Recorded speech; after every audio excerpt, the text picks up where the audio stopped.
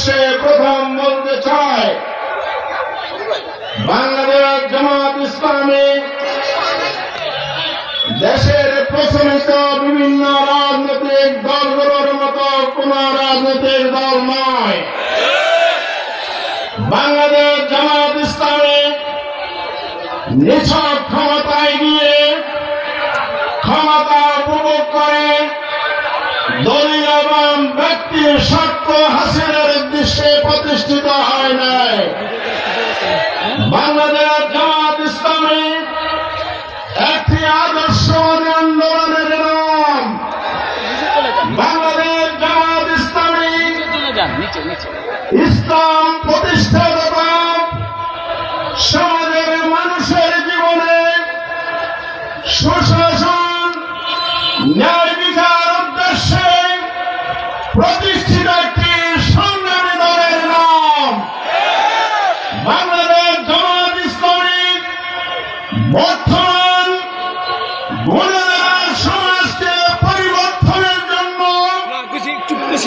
আদর্শ ভিত্তিক রাজনৈতিক দ্বারা পরিবর্তন করে সমাজের আসল নেতৃত্ব রক্ষা করে দক্ষ সৎ নৈতিক চরিত্র সম্পন্ন লোকের নেতৃত্ব প্রতিষ্ঠার দল বাংলাদেশ জামাত ইসলামী।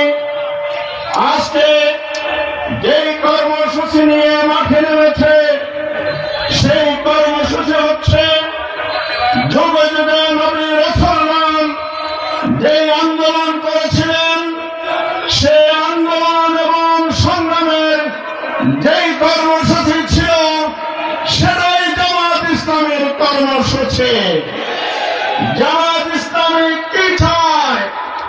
জামাত ইসলামী তার উদ্দেশ্য লক্ষ্যে ঘোষণা করেছে যা তার গণতন্ত্রে বর্ণিত বাংলাদেশকে আমরা গণতান্ত্রিক এবং নিয়মতান্ত্রিক পদ্ধতিতে ন্যায় এবং ইনসাফ ভিত্তিক সমাজ কায়েমের জন্য আমরা কাজ করছে। আমাদের এই সমাজ জাহেলিয়াতে ভরপুর, অন্ধকারে নিমজ্জিত। বাংলাদেশের অভ্যুদয় থেকে 54 বছর চলমান এই সময়কালে বাংলাদেশের মানুষ ন্যায় বিচার পায় নাই, সুশাসন পায় নাই, ইনসাফ পায় নাই, অর্থনৈতিক মুক্তি পায় নাই, গণতান্ত্রিক মুক্তি পায় নাই। মানবতার কল্যাণে যে ধরনের সমাজ গড়ার কথা সেই সমাজ ব্যবস্থায় 54 বছরে বাংলাদেশে গড়ে ওঠে নাই। সরকার এসেছে, সরকার এসেছে, ক্ষমতার পাওনা হয়েছে, জনগণের ভাগ্যের পরিবর্তন হয় নাই।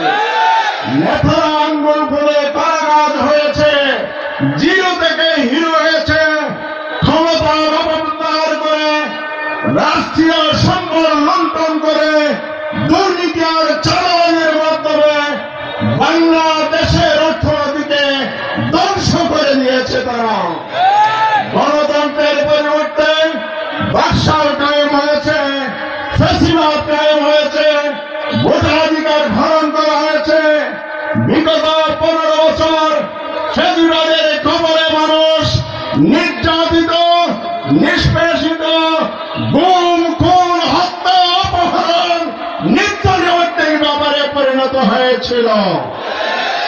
এদেশের জনগণ যে স্বপ্ন দেখেছিল স্বাধীন বাংলাদেশ হয়েছে, পাকিস্তানের বিরুদ্ধে আমরা বৈষম্য বিরোধী আন্দোলন করেছি।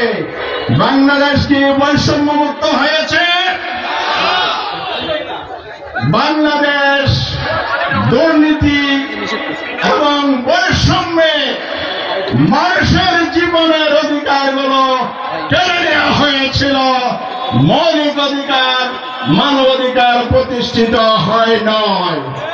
সেই কারণে গত 15টি বছর যে লুটপাটের ঘটনা আমরা দেখেছি, এই দেশে যারা শাসন ক্ষমতায় ছিল শেখ হাসিনা নিজে প্রধানমন্ত্রী ছিলেন।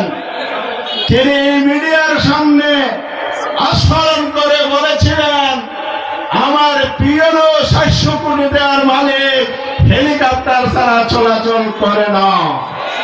বন্ধুরা আমার, যদি পিএম 700 কোটি টাকার মালিক হয়, তাহলে তার যিনি রাজা এবং অধিপতি ছিলেন তিনি কত হাজার কোটি টাকার মালিক, যাতে আজকে এটা জানতে চান।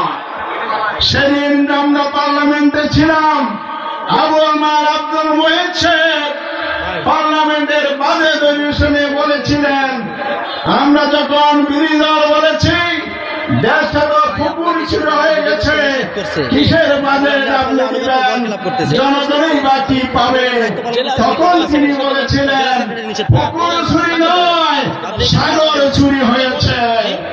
আর আমরা যখন দেখতে পাচ্ছি বিভিন্ন তথ্যপত্র বেরোচ্ছে, আসলে সাগর চুরি নয়,